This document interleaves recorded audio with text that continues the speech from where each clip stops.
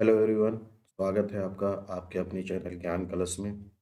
आज हम लोग एक महत्वपूर्ण टॉपिक पे बात करने जा रहे हैं। इसका शीर्षक है आपदा और आपदा प्रबंधन, डिजास्टर एंड डिजास्टर मैनेजमेंट। इस शब्द का प्रयोग आप लोग कई बार किए होंगे, प्रयोग नहीं किए होंगे तो सुने तो जरूरी होंगे कि आपदा शब्द। तो सबसे पहले हम समझेंगे कि उस आपदा क्या है ना, आपदा के प्रकार क्या हैं। फिर देखेंगे कि आपदा प्रबंधन क्या होता है और कैसे किया जाता है। तो सबसे पहले हम समझते हैं कि आपदा क्या है। तो आपदा से पहले दो शब्द हैं, इसमें भी एक शब्द आपदा होता है और एक शब्द है प्रकोप। आपदा को इंग्लिश में कहते हैं डिजास्टर, प्रकोप को कहते हैं हैजार्ड। सामान्यतः जब शब्द कोई प्रयोग करता है तो दोनों को एक ही मान के चलते हैं, लेकिन ऐसा नहीं है। दोनों शब्द अलग अलग हैं। क्या है दोनों शब्द? देखिए, दोनों में थोड़ा सा ही अंतर है। तो सबसे पहले प्रकोप समझिए। प्रकोप क्या है? कोई भी ऐसी घटना होना, जो कि घटना क्या हो सकती है, मान लीजिए घटना जो है वह है बाढ़ है, सूखा है, भूकंप है, चक्रवात है। जो भी घटनाएं हैं, चाहे वो प्राकृतिक घटना हो चाहे मानव निर्मित घटना हो, अगर कोई घटना है, प्राकृतिक घटना हो चाहे मानव निर्मित, ना, अगर वो ऐसे क्षेत्र में घटित हो रही है जहाँ पे कोई भी मानव उपस्थित नहीं है ना, मतलब इस घटना से किसी भी मानव को नुकसान नहीं हुआ है, तो उसको कहते हैं हजार्ड। अगर किसी मानव को नुकसान नहीं होता है, कोई मानव प्रभावित नहीं होता है, तो उसको कहेंगे प्रकोप। लेकिन अगर यही घटना एक ऐसे क्षेत्र में हो जहाँ पे मानव रह रहा हो, मानव निवासित हो, तो इस घटना से मानव प्रभावित होगा और उसको क्या कहेंगे? आपदा कहेंगे। ठीक है। घटना वही है, बाढ़ ही है, लेकिन यह ऐसे क्षेत्र में हुई जहाँ पे मानव उपस्थित है, मानव रहता है, तो वह फिर घटना को हम क्या कहेंगे? आपदा कहेंगे। लेकिन अगर वही घटना ऐसे क्षेत्र में हुई जहाँ पे मानव नहीं है, उसको क्या कहेंगे? प्रकोप कहेंगे। ठीक है। तो आपदा और प्रकोप जो है दोनों, बस मात्र इतने का अंतर है कि घटना वही रहेगी, बस मानव है तो आपदा हो जाएगा वहां पे, और मानव नहीं है तो वह प्रकोप हो जाए। ठीक है। अब कुछ परिभाषाएं हैं जो किसके लिए हैं? आपदा के लिए हैं। तो उनको एज इट इज परिभाषा के रूप में देखेंगे। तो जैसे एक परिभाषा है कि प्राकृतिक कारण से, प्राकृतिक या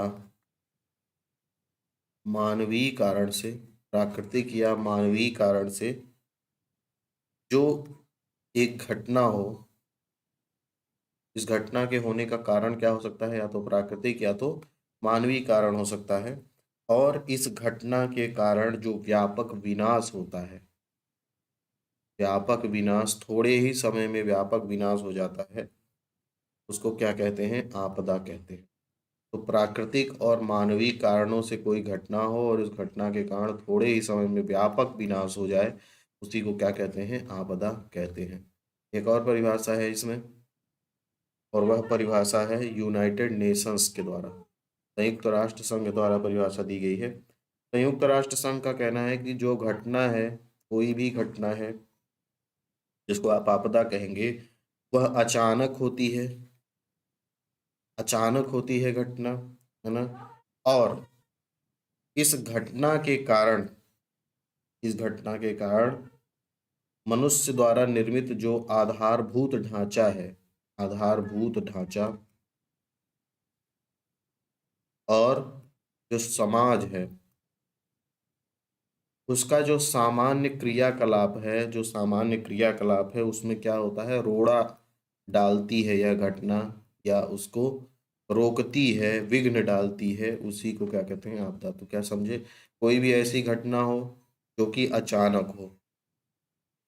भूकंप अचानक ही आता है, बता के तो आता नहीं है कि हम आने वाले हैं। तो कोई घटना है जो अचानक हो, और इस अचानक घटना के द्वारा हमने जो आधारभूत ढांचा बनाया, आधारभूत ढांचा मतलब हमने स्कूल बनाया है, कॉलेज बनाया है, सड़क बनाया है, अपना घर बनाया है तो वो आधारभूत चीज़ें हैं। और समाज, समाज मतलब जहाँ लोग रह रहे हैं, तो आधारभूत ढांचा और समाज दोनों को नुकसान होता है और इनके जो क्रियाकलाप है, भाई समाज का क्रियाकलाप का क्या है? भाई वो अपना कार्य करते हैं दिन भर, अब भूकंप आ गया, कैसे काम कर पाएंगे? तो उसमें उनके जो एक्टिविटीज हैं उनमें ये रोड़ा जो डालती हैं घटनाएं, उन्हीं को क्या कहते हैं? आपदा कहते हैं। नेक्स्ट जो परिभाषा है वह है WHO द्वारा, विश्व स्वास्थ्य संगठन के द्वारा परिभाषा है। उनका कहना है कि आपदा एक ऐसी घटना है, सब में देखिए आपदा को क्या बता रहे हैं? घटना बता रहे हैं। तो आपदा एक क्या है? घटना है। एक घटना है जिसमें जिसमें क्या होता है? वस्तुओं वस्तुओं की हानि होती है, आर्थिक विनाश होता है, मानव मानव जीवन की हानि होती है, स्वास्थ्य और अन्य स्वास्थ्य संबंधित जो है सेवाएं जो है बड़े पैमाने पर क्या होती हैं? उनका नुकसान होता है। और जहाँ पे ये घटना आती है उस क्षेत्र में जो रहने वाले लोग हैं या उसके आसपास के जो लोग हैं, इस घटना से प्रभावित हुए लोगों की मदद करने के लिए क्या होते हैं? खड़े हो जाते हैं, उसको आपदा कहते हैं। तब इसका मतलब क्या है? WHO के अनुसार आपदा एक ऐसी घटना है जिससे वस्तुओं की हानि होती है, आर्थिक विनाश होता है, मानव जीवन की हानि होती है। लेकिन यह जिन क्षेत्र में आती है उस क्षेत्र में रहने वाले जो लोग हैं वह दूसरों की मदद के लिए क्या हो जाते हैं? खड़े हो जाते हैं। उसी को WHO क्या कह रहा है? आपदा कहते हैं। लोग प्रभावित भी होते हैं, बहुत सारे लोग प्रभावित नहीं होते हैं, लेकिन वो दूसरों की भी मदद क्या करते हैं और दूसरों की मदद के लिए बढ़ चढ़ के आते हैं। आपदा का लेटेस्ट उदाहरण आप देख सकते हैं, तुर्की में भयंकर भूकंप आया है ना। तुर्की में भूकंप आया, चक्रवात आदि आते रहते हैं, बाढ़ बरसात के मौसम में आती रहती है, तो वो सब आपदा के ही उदाहरण हैं। ठीक है। अब हम लोग आपदा का क्या देखेंगे? वर्गीकरण देखेंगे कि आपदा को कैसे वर्गीकृत किया गया है। तो आपदा का वर्गीकरण,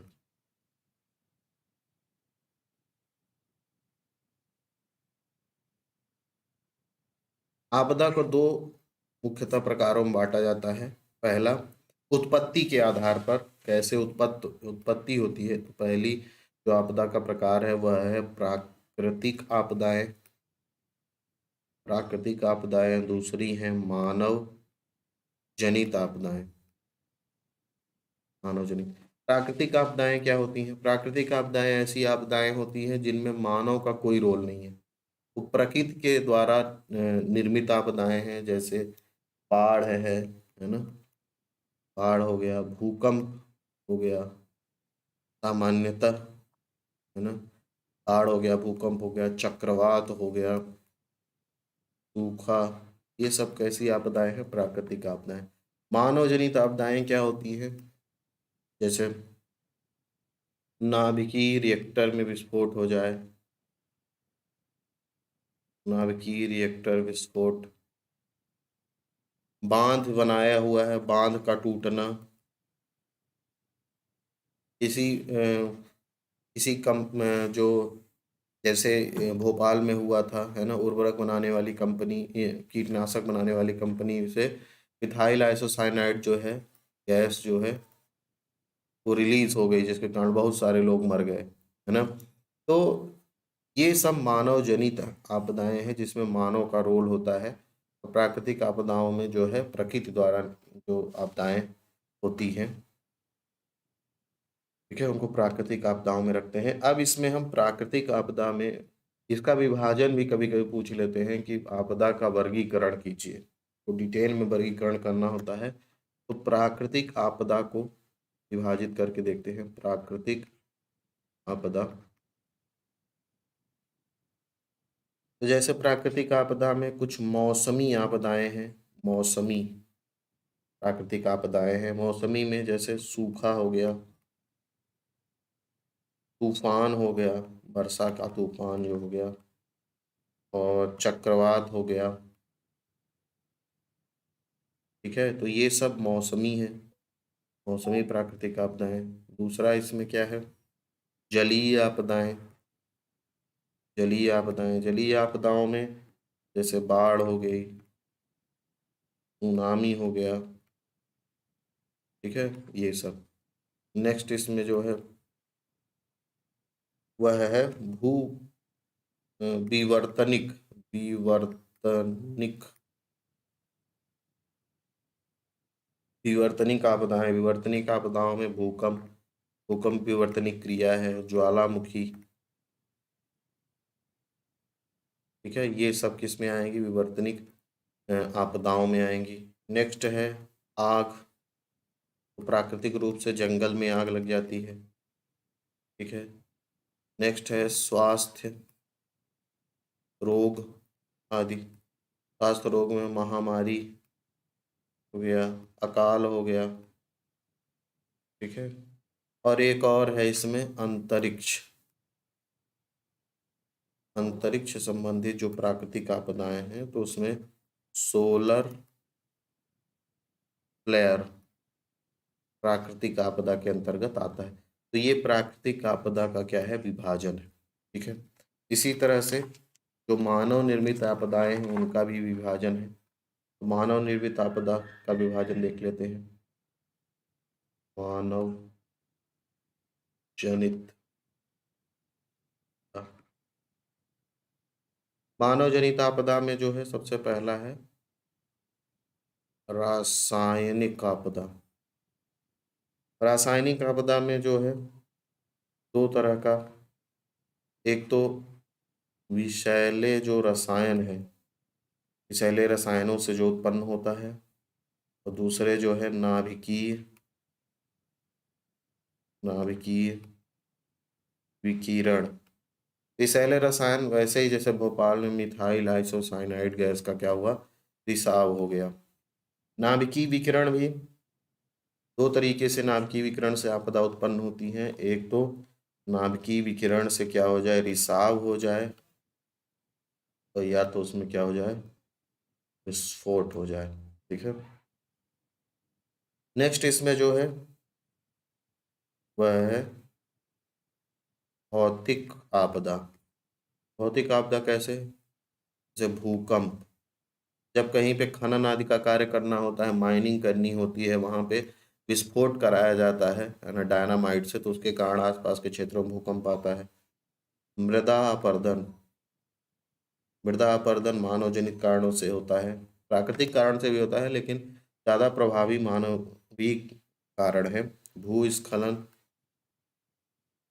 पहाड़ के किनारे पहाड़ को काट के रोड बनाते हैं, और बरसात में वही पहाड़ का कुछ भाग जो है क्या होता है, पानी के साथ जो है गिरता है, वही भूस्खलन है। तो वह उसका प्रमुख कारण क्या है, मानव ही है।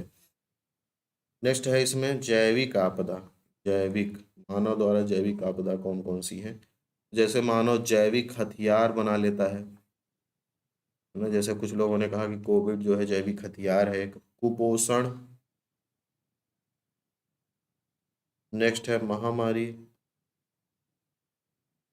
विभिन्न प्रकार के रोग, जनसंख्या का विस्फोट, यह क्या है, जैविक आपदा है। अन्य भी है, अन्य जैविक अन्य मतलब जो मानव जनित आपदाएं हैं उनमें जैसे जलवायु, क्लाइमेट चेंज है, जलवायु परिवर्तन है।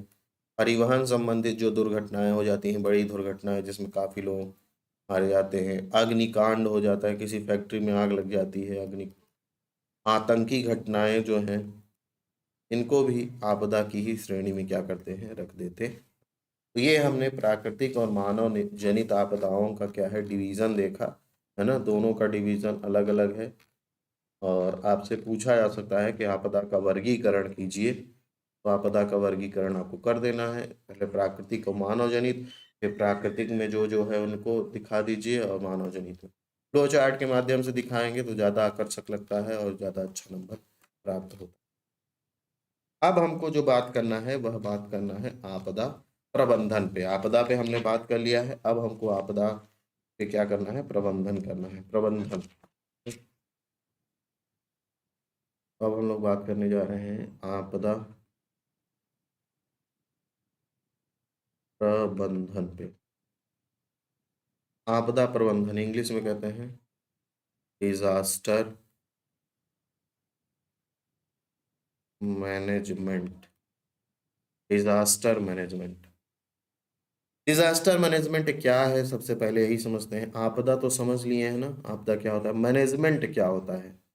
देखिए, मैनेजमेंट के अंतर्गत, प्रबंधन के अंतर्गत हम यह प्रयास करते हैं कि पहली बात कि आपदा, जो प्राकृतिक आपदाएं हैं, प्राकृतिक आपदाओं को आप रोक नहीं सकते हैं। प्राकृतिक जो आपदाएं हैं उनको आप रोक नहीं सकते हैं, उनसे केवल आप बचाव कर सकते हैं। तो प्रबंधन के अंतर्गत हम यह प्रयास करते हैं कि जो मानव जनित आपदाएं हैं, मानव जनित जो आपदाएं हैं वह न होने पाए।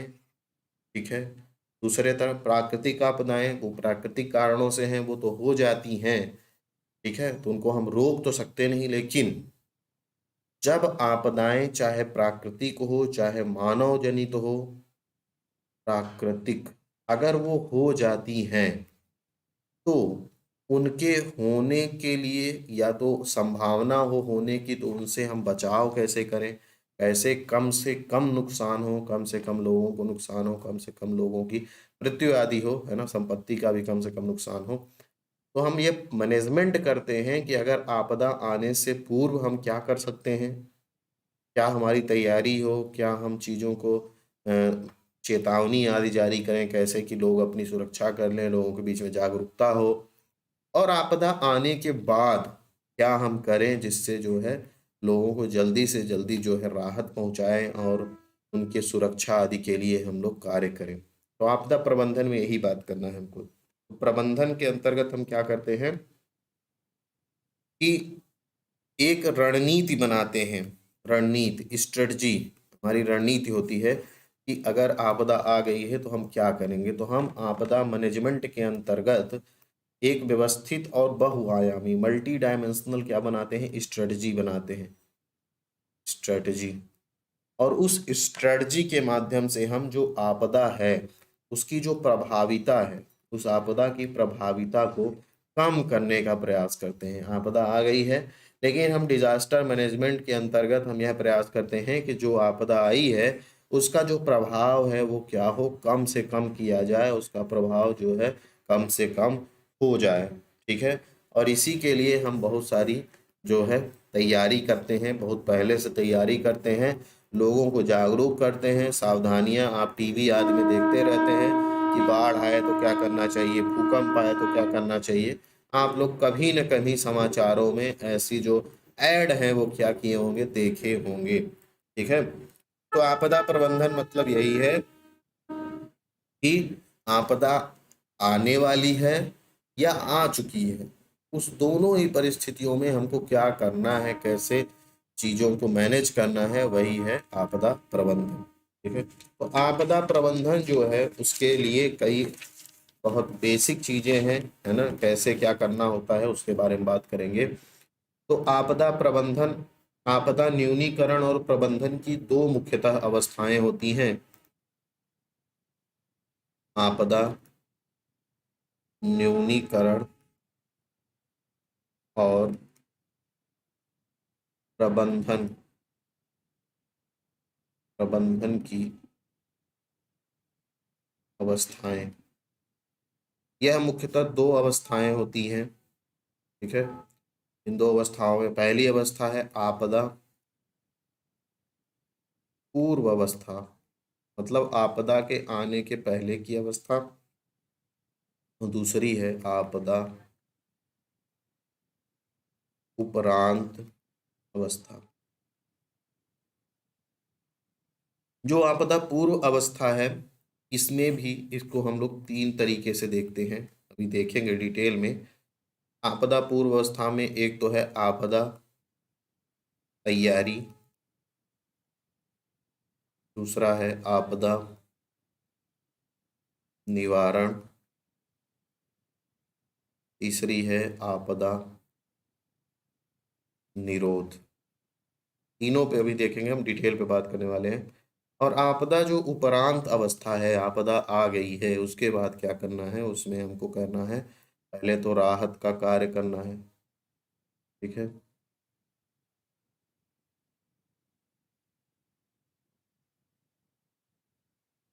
राहत कार्य। दूसरा करना है पुनर्वास। और नेक्स्ट है आपदा रिकवरी। तो ये है आपदा न्यूनीकरण और प्रबंधन। मतलब जो आपदा प्रबंधन है वो इन्हीं बिंदुओं के इर्द गिर्द क्या है, होता है। सबसे पहले आपदा पूर्व अवस्था के अंतर्गत आपदा से निपटने के लिए तैयारी करते हैं, आपदा का कम से कम प्रभाव हो उसके लिए प्रयास करते हैं, है ना। आपदा न आने पाए यह भी प्रयास करते हैं कभी कभी, है ना। और फिर आपदा अगर आ गई है तो उसमें क्या करते हैं, राहत का कार्य चलाते हैं, पुनर्वास का कार्य चलाते हैं और आपदा से रिकवरी के लिए प्रयास करते हैं। एक एक में हम लोग अभी डिटेल में बात करेंगे। तो सबसे पहले हम बात करेंगे आपदा पूर्व अवस्था में। या आपदा से पूर्व की अवस्था में ये जो स्टेप हैं, आपदा तैयारी, निवारण और निरोध, है ना। आपदा की तैयारी, ठीक है, तैयारी को कहते हैं इंग्लिश में प्रिपेयर्डनेस। प्रिपेयर्डनेस टी से इसको दिखाते हैं। निवारण मतलब होता है मिटिगेशन। मिटिगेशन इसको एम से दिखाते हैं। निरोध मतलब होता है प्रिवेंशन। प्रिवेंशन इसको पी से दिखाते हैं। तो ये एक आपदा पूर्व जो अवस्था है, इसकी जो स्ट्रेटजी होती है PMP, preparedness mitigation and prepared prevention. Preparedness mitigation and prevention, PMP जो स्ट्रेटजी है उसी के तहत होता है। तो सबसे पहले हम देखने वाले हैं आपदा पूर्व अवस्था। आपदा पूर्व अवस्था, डिजास्टर से पहले की जो अवस्था है उसमें हमको क्या क्या करना है। डिजास्टर से पूर्व अवस्था में जो भी स्ट्रेटजी हमारी है प्रिपेयर्डनेस, मिटिगेशन और प्रिवेंशन की, इसका प्रमुख उद्देश्य यही है कि हम विभिन्न साधनों के द्वारा, जो हमारे पास साधन हैं और जो कार्य हैं, विभिन्न साधन और कार्य के द्वारा जो प्राकृतिक आपदाएं हैं या मानव निर्मित आपदाएं हैं उनका जो प्रतिकूल प्रभाव है, प्रतिकूल प्रभाव है, उसको क्या करते हैं हम लोग, कम करने का प्रयास करते हैं, है ना। आपदा पूर्व हम लोग क्या तैयारी करते हैं, जो भी मान लीजिए आपदा अगर आ जाती है प्राकृतिक या मानव निर्मित, तो हमारे पास ऐसे जो साधन हैं या हम लोग ऐसे क्या कार्य करें कि उनका जो प्रतिकूल प्रभाव है वो क्या हो, कम से कम हो।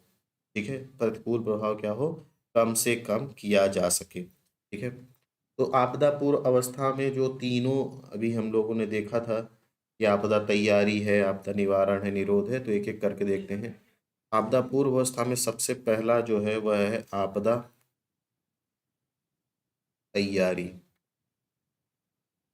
आपदा तैयारी के अंतर्गत क्या आएगा, इसके अंतर्गत जो है किसी भी क्षेत्र या मान लीजिए क्षेत्र, किसी भी क्षेत्र तथा उस क्षेत्र में जो मानव है, किसी भी क्षेत्र उस क्षेत्र में जो मानव समुदाय है, वहां प्रकोप के आने की दशा में,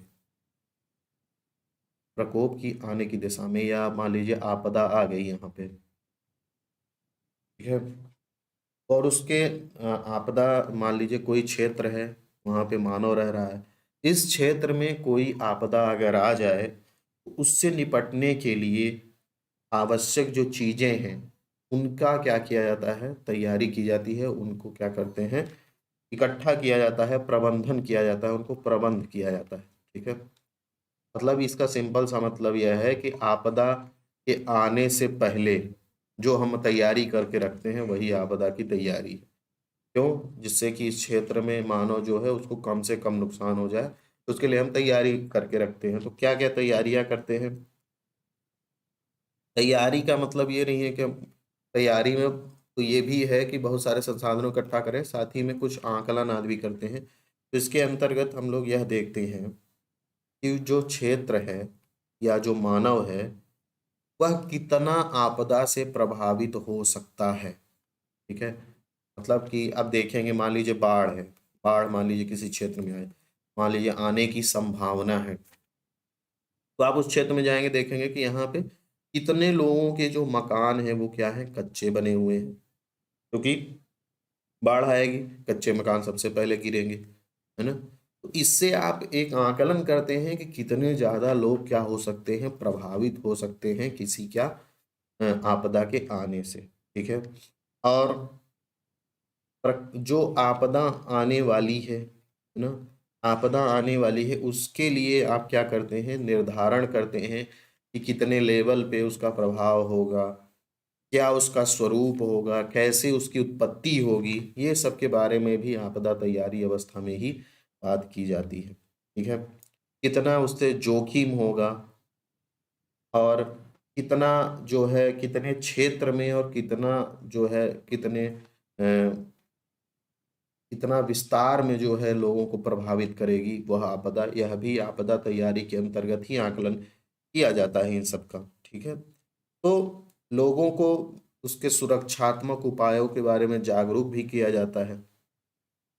इस आपदा तैयारी अवस्था में जो है कुछ कार्य किए जाते हैं, उनके बारे में हमको जानना चाहिए। तो क्या कार्य किए जाते हैं? जैसे यहाँ पे योजना का निर्माण किया जाता है।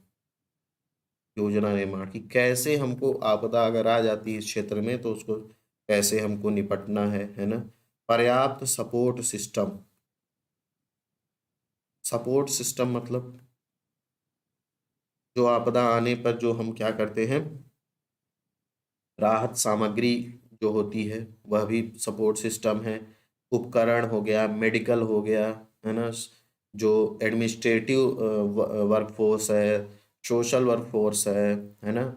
ये सब जो है, जो चीज़ें हैं वो सब किस में आती हैं, पर्याप्त सपोर्ट सिस्टम में। तो हमको आपदा आने के पहले जो है हमको अपना सपोर्ट सिस्टम अच्छा करना होता है। हमारे पास प्लान होना चाहिए कि आपदा आ गई तो हम कैसे उस पर रिस्पॉन्स करेंगे, ठीक है? नेक्स्ट जो है वह क्या होना चाहिए, आपदा तैयारी का स्तर और स्वरूप हमारा तैयार होना चाहिए कि हम कैसे एक्शन आदि लेंगे। दूसरा, आपदा शोध होनी चाहिए। शोध मतलब किसी क्षेत्र में अगर पहले भी आपदा आ चुकी है तो वह कैसा उसका स्वरूप था, कितना उससे कौन प्रभावित हुआ, उसके बारे में हमको रिसर्च करके रखना चाहिए, है ना? और जिससे कि हम उसके प्रभाव को कम से कम कर सकें, ठीक है? आपदा का पूर्वानुमान करना, पूर्वानुमान, है ना? कि भाई कब कितने डेट में या कितने समय में कितनी तारीख को आपदा आ सकती है। जैसे भारत में जब चक्रवात या भूकंप आदि आने की कुछ संभावना होती है तो उसके बारे में, चक्रवात के बारे में ज़्यादातर सूचनाएं जारी की जाती हैं, है ना? तटीय क्षेत्रों में सूखा पड़ने की सूचनाएं जारी की जाती हैं कि हो सकता है इस बार सूखा पड़े। तो ये सब जो है आपदा का पूर्वानुमान ही है। आपदा चेतावनी प्रणाली का विकास, चेतावनी प्रणाली का विकास भी इसी के अंतर्गत आता है।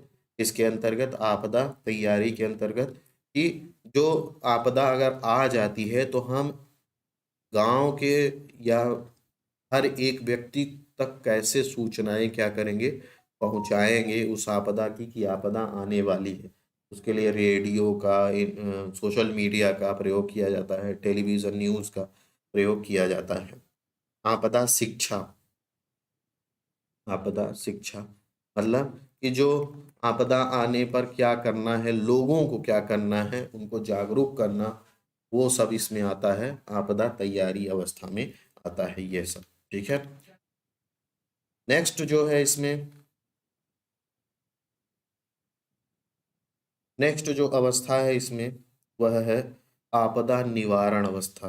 आपदा पूर्व अवस्था में ही पहली अवस्था थी आपदा तैयारी, दूसरी अवस्था है आपदा निवारण। आपदा का निवारण कैसे करना है उस पे देखते हैं। आपदा निवारण या न्यूनीकरण,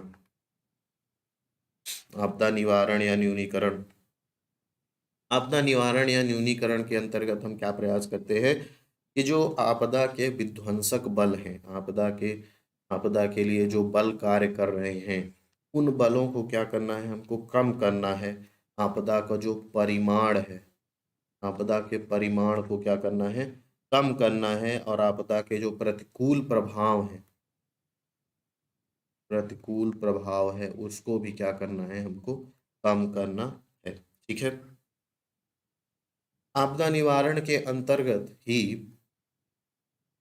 मनुष्य की जो जान है उसकी सुरक्षा के साथ साथ जो संपत्ति है, मनुष्य का जो जीवन है, उसका प्राण है, उसको बचाना है। और जो संपत्ति है उसको भी बचाने का क्या किया जाता है, कार्यक्रम जो है वह सम्मिलित होता है ना। आपदा निवारण या न्यूनीकरण नाम ही है, आपदा निवारण करना है। न्यूनीकरण मतलब आ गई है तो उससे जो विभिन्न उसका बल है उसको कम कर दें, आपदा के लिए कार्यरत बल है, परिणाम परिमाण उसका जो है कम कर दें, के प्रतिकूल प्रभाव को कम कर दें। ठीक है। जो आपदा निवारण है उसका महत्वपूर्ण उद्देश्य यही है कि आपदा के आने पर जो उसके कारण जो आर्थिक क्षति होती है, आर्थिक क्षति, उसको क्या करना है, हमको कम से कम करना है। आपदा निवारण का यही उद्देश्य होता है। ठीक है। अब आपदा निवारण का कार्यक्रम जो है वह सफलतापूर्वक कार्य करे, इसके लिए दो तरह के अप्रोच जो हैं अपनाए जाते हैं। वह अप्रोच दो तरीके के हैं। तो आपदा जो निवारण है उसका जो कार्यक्रम है वह सफलतापूर्वक हो, इसके लिए दो तरह के अप्रोच हैं। अप्रोच एक तो है top to down, top to down approach, top to down आपदा निवारण अप्रोच। और दूसरा है bottom bottom up, bottom up आपदा निवारण अप्रोच। तो क्या है ये? देखिए, टॉप टू डाउन जो अप्रोच है वह कुछ इस तरीके का होता है। टॉप टू डाउन अप्रोच में राष्ट्रीय स्तर, नेशनल लेवल, फिर राज्य स्तर, स्टेट लेवल, फिर डिस्ट्रिक्ट लेवल, और फिर है ब्लॉक लेवल, और फिर विलेज। तो यहाँ पे जो योजनाएं बनती हैं नेशनल लेवल पर, उनको नेशनल से स्टेट लेवल, स्टेट से डिस्ट्रिक्ट लेवल, और डिस्ट्रिक्ट से ब्लॉक लेवल पे क्या होता है, प्रोग्राम जो है, प्रबंधन कार्यक्रम जो है चलाए जाते हैं। तो टॉप टू डाउन मतलब टॉप से डाउन की ओर, है ना, कि राष्ट्रीय स्तर से स्टेट स्तर की ओर, है ना, सरकार जो है योजना बनाएगी या फंड आदि रिलीज करेगी। स्टेट जो है अपने डिस्ट्रिक्ट को जो है कुछ गाइडलाइंस देंगी और फंड रिलीज करेंगी। फिर डिस्ट्रिक्ट जो है ब्लॉक लेवल पे जो है गाइडलाइंस और फंड रिलीज करेंगे, है ना। तो एक ये अप्रोच होती है टॉप टू डाउन अप्रोच, और एक होती है bottom to up approach. Bottom to up approach में क्या किया जाता है कि इस अभी जहाँ पे नेशनल लेवल से ग्राउंड लेवल पे चीजें जा रही थी, यहाँ पे ग्राउंड से अपर लेवल पे चीजें जाती हैं। जैसे स्थानीय समुदाय हो गया, स्थानीय समुदाय से जो है एनजीओ आदि हो गए, फिर एनजीओ से जो है ग्राम पंचायत हो गया, है ना, पंचायत से फिर राज्य स्तर पे हो गया, राज्य से राष्ट्रीय स्तर पर हो गया, और राष्ट्रीय स्तर से अंतर्राष्ट्रीय स्तर पर हो गया। ठीक है। तो ये जो अप्रोच है ना, इनमें जो बॉटम टू अप अप्रोच है, इसमें जनता की भागीदारी जो है ज्यादा होती है, जन भागीदारी, है ना। जनता के अंदर ज्यादा, जनता को ज्यादा इन्वॉल्व किया जाता है इसमें। ठीक है। तो स्थानीय जनता की प्रत्यक्ष भागीदारी होती है इसमें। लेकिन जो टॉप टू डाउन अप्रोच है, इसमें सरकारें इन्वॉल्व होती हैं, वो अपने लेवल पर जो है योजनाओं को क्या करती हैं, आपदा से निवारण के लिए योजनाओं को लागू करती हैं। ठीक है। लेकिन आपदा का प्रबंधन या निवारण कार्यक्रम तभी सफल होता है जब ये दोनों अप्रोच बहुत अच्छे से कार्य करें। सरकार अपने लेवल पे कार्य अच्छा करे, उसमें टॉप टू डाउन अप्रोच अच्छे से हो, और जो बॉटम टू अप अप्रोच है वह भी अच्छे से कार्य करे, लोगों की भी भागीदारी उसमें ज़्यादा से ज़्यादा हो, तभी आपदा निवारण कार्यक्रम जो है अच्छे से संपन्न हो पाते हैं। ठीक है। तो आपदा पूर्व अवस्था में हमने दो भाग देख लिया है, एक आपदा तैयारी और आपदा निवारण, तीसरा देखना है आपदा निरोध। थर्ड है आपदा निरोध। आपदा निरोध के अंतर्गत इसका मतलब यह है, आपदा निरोध का, कि अगर प्राकृतिक आपदा को आने से हम रोक तो सकते नहीं है, जो प्राकृतिक आपदा है, भाई भूकंप कब आ जाएगा हमको कोई आइडिया नहीं है, तो उसको हम रोक तो सकते नहीं है, किंतु किंतु आपदा के आने के पहले अगर हम कुछ सुरक्षात्मक उपाय अपना लें, है ना, तो इन सुरक्षात्मक उपायों को अपना करके हम इसके प्रभाव को क्या कर सकते हैं, कम कर सकते हैं। तो निरोध के अंतर्गत सुरक्षात्मक जो उपाय हैं उन पे बात की जाती है ना, मतलब समझे कि नहीं। प्राकृतिक आपदा को आप आने से नहीं रोक सकते हैं, चक्रवात आना है तो आएगा ही, लेकिन चक्रवात आने से पहले हम कुछ ऐसे सेफ्टी मेजर्स ले लें जिसके कारण उसका प्रभाव कम हो जाए, वही आपदा निरोध कहलाता है। ठीक है। हाँ, जैसे जैसे जो कुछ, जैसे मान लीजिए जो चक्रवात आता है, तो चक्रवात के खिलाफ, जैसे जो समुद्री क्षेत्र से ही चक्रवात उत्पन्न होता है, मान लीजिए कोई चक्रवात ऐसे आने वाला है, तो जो तटीय क्षेत्र हैं वहां पे कुछ ऐसे संरचनाएं होती हैं ऑलरेडी प्राकृतिक रूप से, जो कि चक्रवातों से बचाती हैं। जैसे हो गया मैंग्रोव क्षेत्र, हो गया मैंग्रोव, हो गया वेटलैंड हो गया, ये सब चक्रवात के प्रभाव कम करते हैं। तो हमको इनको बनाए रखना है, ये नहीं कि हम इनको मैंग्रोव को काट के जो है यूज कर लें, वेटलैंड पे घर बना लें, तो ऐसे में क्या होगा, इसका प्रभाव कम नहीं होगा और बढ़ जाएगा, है ना। तो हमको उन सुरक्षात्मक उपायों को अपनाना है, वही क्या है, आपदा का निरोध है, आपदा निरोध है। ठीक है ना। तो ये हमने बात किया आपदा के पूर्व की अवस्था के अंतर्गत, आपदा की तैयारी, आपदा का निवारण और आपदा का निरोध। अब हम देखेंगे आपदा पश्चात अवस्था, आपदा के उपरांत अवस्था में क्या क्या करते हैं। तो आपदा उपरांत अवस्था, आपदा उपरांत अवस्था के अंतर्गत हम राहत कार्य चलाते हैं, है ना, आपदा की रिकवरी के लिए कार्य करते हैं और पुनर्वास के लिए कार्य करते हैं। तो सबसे पहले है राहत कार्य। आपदा उपरांत अवस्था नाम ही है कि आपदा आ चुकी है। अब आपदा आ चुकी है तो उसके बाद क्या करना है, तो सबसे पहला कार्य होता है कि राहत कार्य चलाया जाए।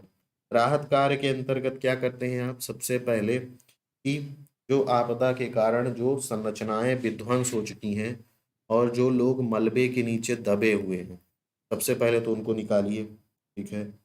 फिर क्या करेंगे, फिर लोगों के लिए भोजन जो है, पेयजल जो है और दवाई आदि को उपलब्ध कराइए, है ना, कोई घायल है तो उसको दवा उपलब्ध कराइए, भोजन उपलब्ध कराइए, है ना, और उनके लिए आवास की भी व्यवस्था कीजिए। अस्थाई आवास ही हो लेकिन आवास की व्यवस्था कीजिए। और क्या किया जाता है, जो संचार और परिवहन के साधन हैं उनको, वो नष्ट हो जाते हैं, उनको फिर से बहाल किया जाता है। जल आपूर्ति और बिजली आपूर्ति क्या हो, उसको सुनिश्चित किया जाता है ना। इसके आपदा राहत कार्य में जो है सरकारें भी एक्टिव होती हैं, ये सब काम सरकारें करती हैं, जैसे मलबे से लोगों को हटाना, सड़क परिवहन, संचार, भोजन, पेयजल। लेकिन साथ ही में जो लोग भी हैं वह खुद से भी जुड़ते हैं, सामाजिक जो अनुक्रिया है इसमें समाज के जो लोग हैं वह भी करना शुरू करते हैं, भोजन आदि उपलब्ध कराते हैं, लोगों की मदद करते हैं विभिन्न तरीकों से, है ना, सूचना आदि उपलब्ध करा करके। तो ये जो सहायता की भावना है वह भी राहत कार्य के अंतर्गत ही आएगा। बहुत लोग राहत कार्य में जो है अपना श्रमदान देते हैं, मदद करते हैं, धन के द्वारा भी और श्रम के द्वारा भी मदद करते हैं लोगों की। ठीक है। बहुत सारी संस्थाएं हैं, है ना, विश्व के लेवल की, है ना, इंटरनेशनल लेवल की। अगर किसी राज्य में आपदा आ गई है तो दूसरा जो पड़ोसी राज्य है वह मदद करता है। नेशनल लेवल से मदद मिलती है, इंटरनेशनल लेवल से भी मदद मिलती है। जैसे तुर्की में भूकंप आया तो भारत ने भी अपने तरफ से मदद की लोगों को, है ना। राहत सामग्री, राहत सामग्री भी राहत कार्य के अंतर्गत आएगा, है ना? उनके लिए दवाएँ हैं, आवश्यक वस्तुएँ हैं, खाद्य सामग्री आदि उपलब्ध कराना और इन राहत कार्यों का क्रियान्वयन, क्रियान्वयन के लिए लोग चाहिए होते हैं। उन लोगों में एक तो सरकार के भी लोग होते हैं जो आपदा मोचक बल होता है, एनडीआरएफ होता है, national disaster response force, NDRF, national disaster response force, SDRF भी होते हैं, स्टेट के भी होते हैं। तो ये सब लोग होते हैं, लेकिन इनकी सीमित संख्या है, तो इसमें बहुत सारे लोग वॉलंटरी रूप से कार्य करते हैं, जैसे एनसीसी हो गया, है ना, एनएसएस हो गया, ये सब के रेड क्रॉस से जुड़े हुए लोग हो गए। ये सब क्या करते हैं, क्रियान्वयन करने में मदद करते हैं। ठीक है, तो ये राहत कार्य हो गया। अगला जो है आपदा उपरांत में, वह है आपदा रिकवरी। आपदा रिकवरी, आपदा रिकवरी के अंतर्गत आपदा से जो उत्पन्न तबाही है उसको क्या करते हैं, आपदा से उत्पन्न तबाही से जो प्रभावित लोग हैं, तबाही के कारण जो है लोगों की संपत्ति का नुकसान हो गया, लोगों के संबंधियों की मृत्यु हो गई, तो इससे रिकवरी के लिए बहुत सारी जो है समायोजन और अनुकूलन की क्रियाएं की जाती हैं, है ना? इसमें अब क्या करते हैं, रिकवरी में जो है तीन तरह की रिकवरी जो है इसमें सम्मिलित की जाती है। एक तो है मानसिक रिकवरी, मेंटल लेवल पे, दूसरा है सामाजिक रिकवरी और तीसरा है आर्थिक। मानसिक रूप से भी तो पीड़ित होता है इंसान, किसी के चिर परिचित संबंधी की डेथ हो गई तो के लिए मेंटल लेवल पे जो है समस्या है, सामाजिक आर्थिक तो है ही, है ना? तो मानसिक रिकवरी है तो क्या किया जाता है, उनकी मानसिक दशा में सुधार करने के लिए जो है डॉक्टर आदि उपलब्ध कराया जाता है। ठीक है, सामाजिक रिकवरी के लिए जो है, सामाजिक रिकवरी के लिए क्या किया जाता है, जो व्यक्ति है, समुदाय है, उनकी सोच में परिवर्तन का प्रयास किया जाता है, सामुदायिक शिक्षा की व्यवस्था आदि की जाती है ना? और बहुत सारे प्रोग्राम आदि चलाए जाते हैं। आर्थिक रिकवरी के अंदर सामाजिक मतलब कि भाई अब आपदा के अंतर्गत बहुत सारे हर एक समाज का वर्ग जो है प्रभावित हो रहा है। अब उसमें भी कुछ लोग फिर आपदा के दौरान भी जाति, धर्म ये सब देखने लगे तो उससे क्या होगा, सामाजिक सौहार्द जो है बिगड़ जाता है। तो यह प्रयास किया जाता है कि इन सब चीज़ों से लोग परे रहें। भाई समस्या है, समस्या से पहले निपटते हैं, फिर आपका जो सोच है उस पर देखा जाएगा। तो तब कुछ समय के लिए अपनी सोच को जो है थोड़ा साइड में रख करके मानव मानव होने के नाते अगर सोचें तो ज़्यादा अच्छा रहता है।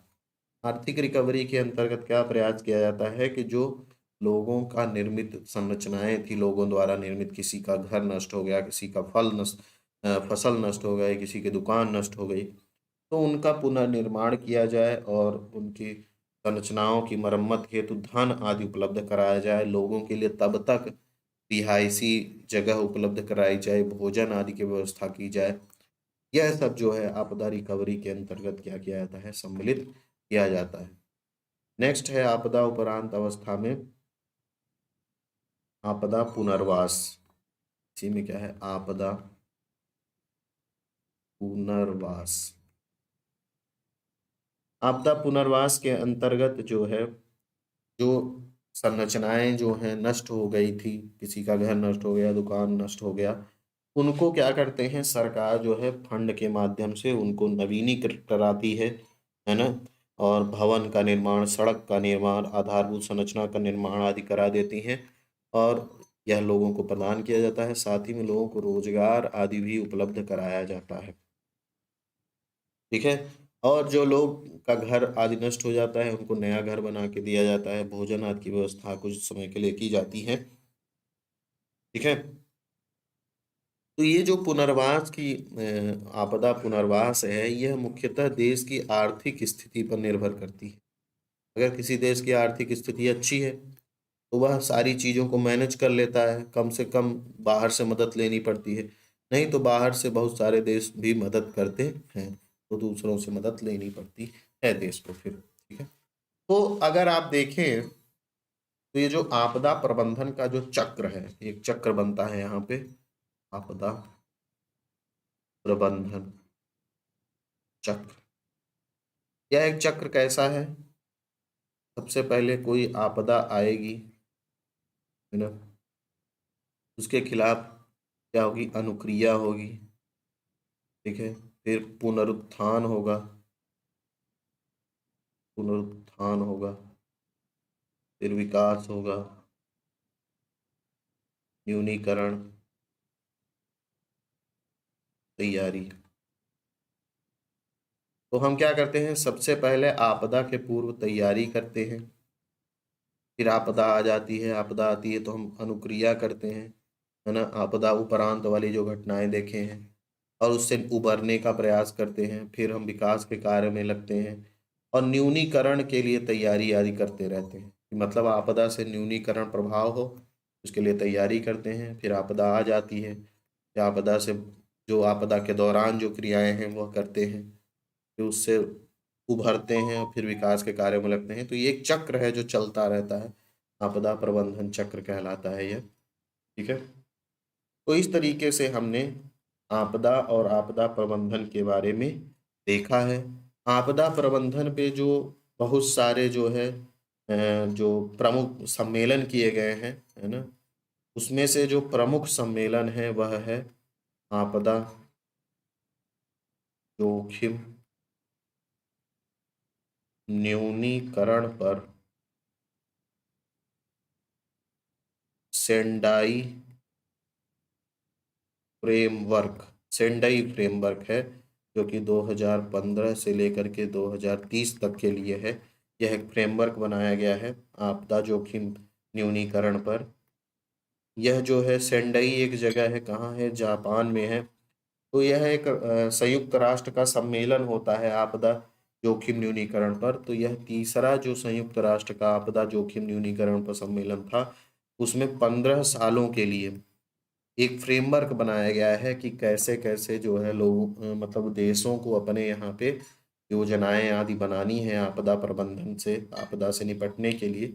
और यह स्वैच्छिक है, स्वैच्छिक है और गैर बाध्यकारी है। मतलब बाध्यकारी नहीं है कि मानना ही होगा आपको, तो गैर बाध्यकारी है और स्वैच्छिक है। आप अपने यहाँ पे देश जो है अपने यहाँ पे जो है इसके हिसाब से अपनी योजनाएं बना सकते हैं, ठीक है। तो इसके लिए जो 7 वैश्विक लक्ष्य बनाए गए हैं, ठीक है, इसके लिए 7 वैश्विक लक्ष्य बनाए गए हैं। तो इस तरीके से हमने आज आपदा और आपदा प्रबंधन से संबंधित चीजों के बारे में पढ़ा, है ना। तो उसको ध्यान से पढ़िए, अगर अच्छा लगे तो और लोगों के साथ भी शेयर कीजिए, सब्सक्राइब कीजिए और कमेंट करते रहिए। धन्यवाद।